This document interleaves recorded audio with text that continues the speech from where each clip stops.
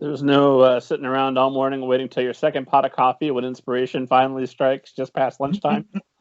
Yeah, I don't really believe in that, in the muse. You got to just sit and do the work.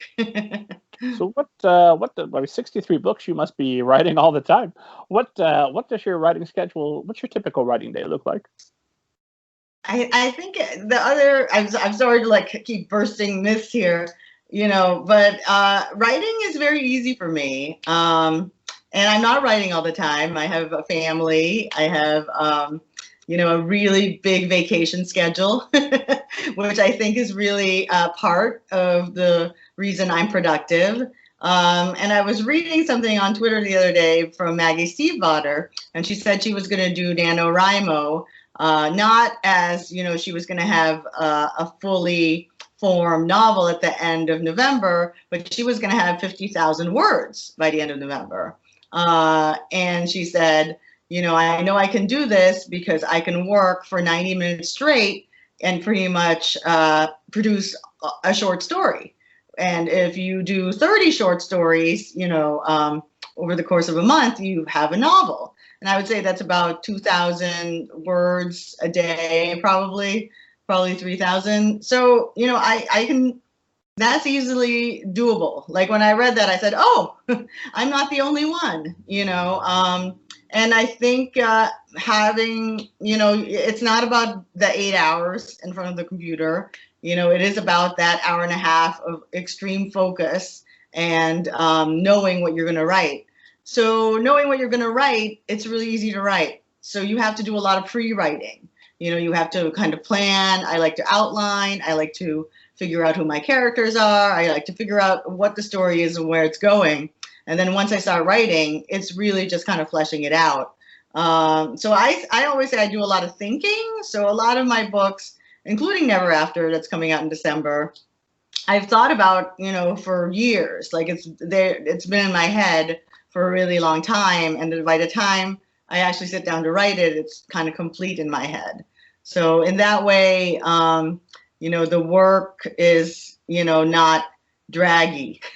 But the other part of it is that the 16 hours a day, the 20 hours a day when you spend in front of a computer, I think that's the last 2 weeks before the deadline. And that's really when the book also comes together. Because I always say it's the last 2 weeks when your novel, really kind of becomes something and becomes a novel. So, and that has to be, the pressure has to be on for that to kick in. So how long are you spending? I mean, are you doing a full outline and are you sharing that with an agent and an editor to get their feedback before you proceed to draft? No, it's just my outline. I sometimes share it, I sometimes don't. It just depends on my editor. Some of them like to see it.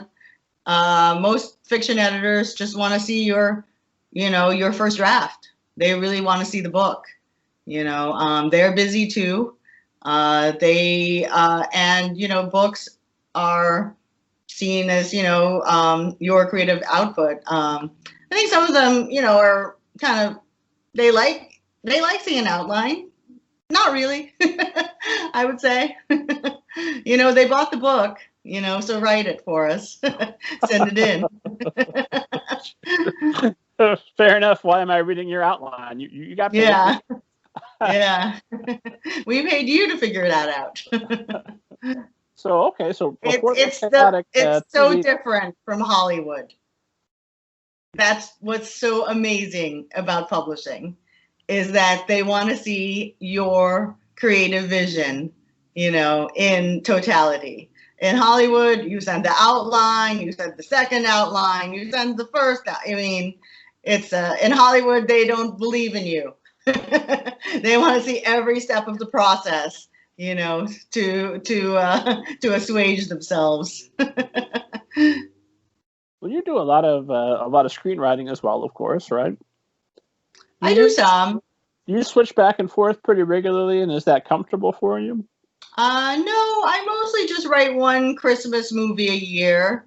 I don't really, scripts are not my my first love, I would say. I think they're fun to do. And It's fun to have insurance because the Writers Guild for the Screenwriters Guild is much more favorable than the insurance to the Authors Guild, which is almost negligent.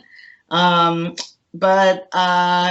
no, I'm not. I would say, you know, I'm kind of a screenwriter by accident, but definitely a novelist by trade.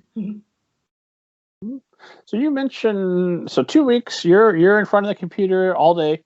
You said 14, 16-hour days. What For does the your final schedule, draft, yes. Sorry. what, how long does it take you to get to that point prior to that with the 90-minute days? I mean, it's so hard. There's no real schedule. I mean, I kind of work. I work a lot, but I don't. You know, so it's hard to talk about. I don't know. It's hard to explain. You know, I can write a first draft in a month. You know, I can do the NaNoWriMo I always laugh at. I'm like, well, that's just my life.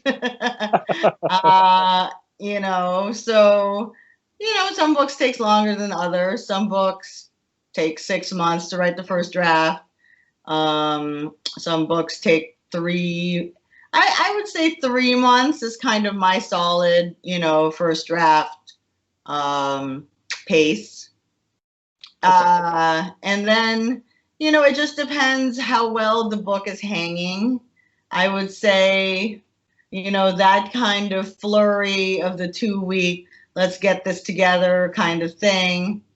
I don't know if it happens for all my books. Some of my books are maybe a little bit easier, maybe a little bit more well thought out, that I don't have to do that. It's really on some of the books where I still haven't figured it out, or I know there's something wrong with it, or it's not quite sparking to life. And I always say, I know when a writer has just written their book from the first outline, but hasn't rewritten it, you know, and I really think, you know, the books have to be rewritten many, many times before they get, you know, into that click where you feel that spark of life in the manuscript. So I definitely want to get to that point. And sometimes it is that 2-week hell week at the end. So when do you know that you've got it and you can sit back? Is it because it's due tomorrow, or the 2 weeks are at an end? When can you sit back and say, yes, this is it? I think when I feel really good about the characters, when I feel like they're really, you know, just the way the dialogue is snapping, and just, you know, you can feel that it's real. You know, I think it's hard to explain. You know, I mean, I know, you know, books that are flat, and, you know, and when you read them, you're like, you're not moved, you're not entertained, you're not surprised, maybe, you know. So yeah, I mean, I think I write them for myself, and as soon as I feel that I'm entertained and surprised, and, you know, and I feel like I've done everything I can to write something, you know, surprising, unpredictable, but still moving and still logical, you know, and I've kind of pushed it and pushed it and pushed it, but there's nowhere else I can take it, and there's nowhere, I can't make it any better without, you know, completely breaking it, let's say, is when you know you're done. So, yeah.